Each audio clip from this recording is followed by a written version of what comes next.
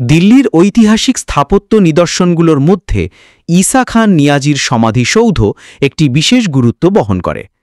আফগান বংশোদ্ভূত ঈসা খান নিয়াজি ছিলেন সুরি সাম্রাজ্যের একজন প্রভাবশালী সভাসদ এবং তিনি মুঘল সাম্রাজ্যের বিরুদ্ধে সংগ্রাম করেছিলেন। তার কবরটি দিল্লির পুরানো দিল্লিতে হুমায়ুনের সমাধি কমপ্লেক্সের ভেতরে অবস্থিত।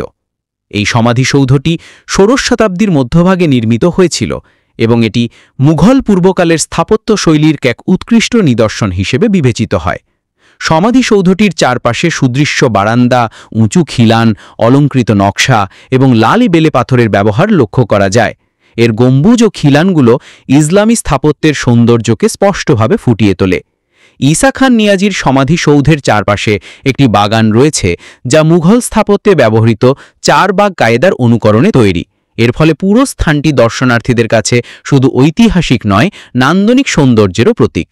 আজও এই সমাধিসৌধ দিল্লির একটি গুরুত্বপূর্ণ প্রত্নতাত্ত্বিক নিদর্শন হিসেবে পরিচিত, যা ভারতের সমৃদ্ধ ইতিহাস ও স্থাপত্য ঐতিহ্যের সাক্ষ্য বহন করে।